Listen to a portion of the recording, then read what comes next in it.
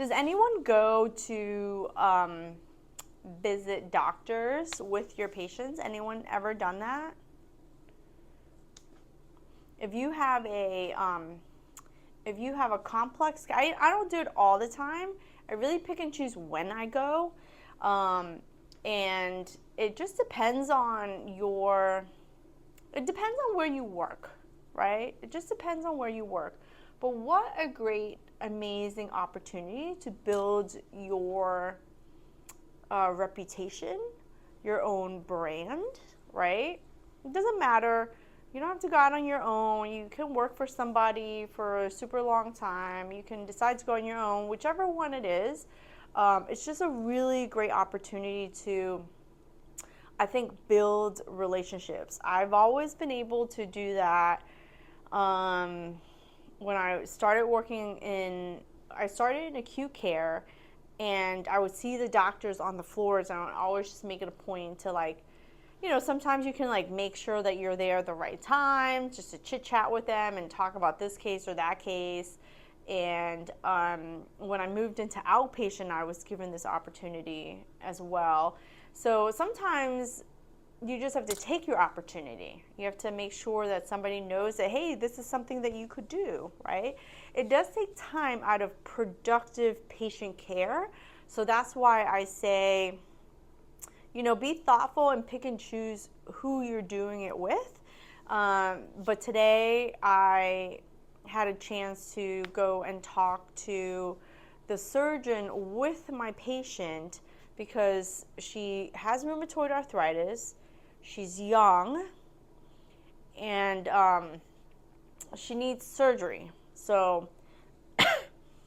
and the reason why was she's just like, she's very emotional about it because she's thinking about what she did in the past. She's trying to be present, but she's also thinking way, way, way ahead in her future. Like, what's my life going to be like, and that kind of stuff. And if you can imagine somebody with rheumatoid arthritis, in this day and age, everyone's looking stuff up, right? They're looking not just at the information and how to eat and how to exercise, but they're looking at the deformities that are coming from from rheumatoid arthritis.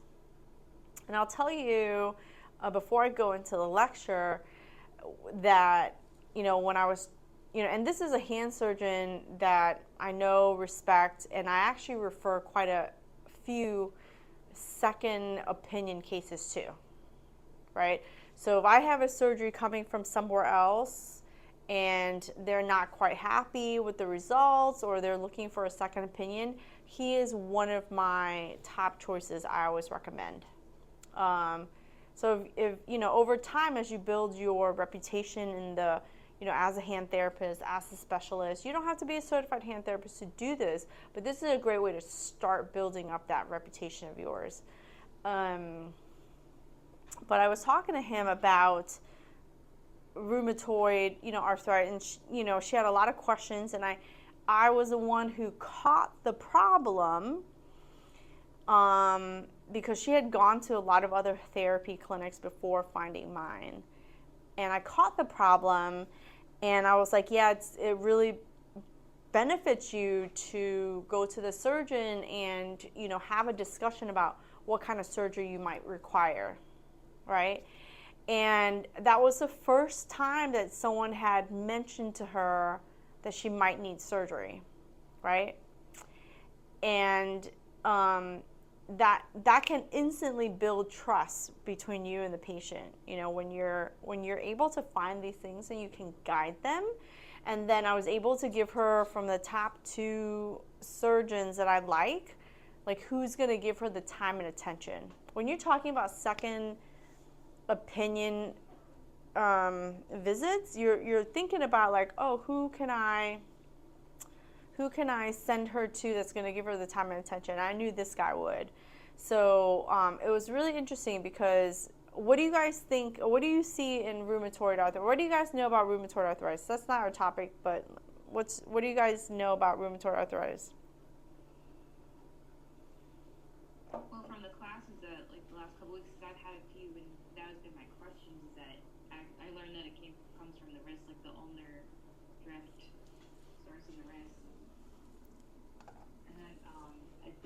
also recommended like the ulnar drift brace, which I actually recommended to a patient, and I saw it in real time, and we tried it on and everything, and it looked actually really great. Yeah, perfect. So there's a couple of things that you kind of want to think about.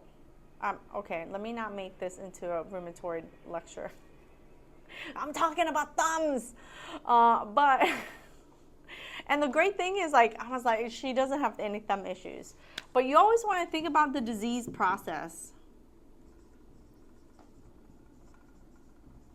right? You want to think about the disease process first, and then you think about the biomechanical stuff. And that's going to be, essentially your ortho issues, right? So in terms of RA, what's the disease process? The disease process is that it's an autoimmune, right? What does that mean? That means the body is attacking itself. Where does it attack itself?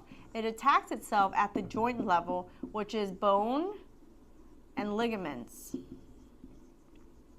right? And it actually doesn't just attack the wrist, it's just that's what we see as hand therapists. It can attack any joint system in the body. It will attack the shoulder, it will attack the elbow, it will attack the wrist, it will attack the knee, it can attack the hip, it can attack the ankles, right? So what happens is, because of the disease process, what you see is a pattern of deformity, right? So the wrist stuff that we see, or the ligament issues that we see, the tendon disruptions that we see, are due to the pattern of deformities. The things that we see is the deformity, right? We see the pain, we see the decrease in function, we see the decrease in range of motion, right? That's what we see. But we see all of this due to this right here. So she had an inflammatory process. She had an episode because the disease process, and it just attacked her wrist, and she got super inflamed. She actually came to me for her elbow, right? So one elbow got attacked, but it wasn't too bad, but the right one was like the worst one.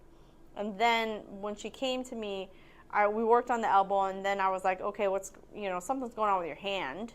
And it started down that path. She was having hand issues, but the elbow was worse. And once the elbow started to resolve, some of the issues about her hand started to really come out. And so what happens is that pattern of that you see usually is a zigzag pattern,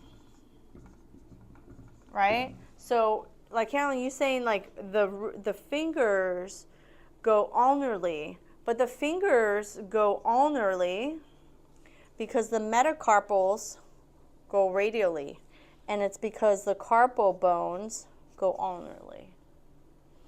That is that zigzag pattern that you see.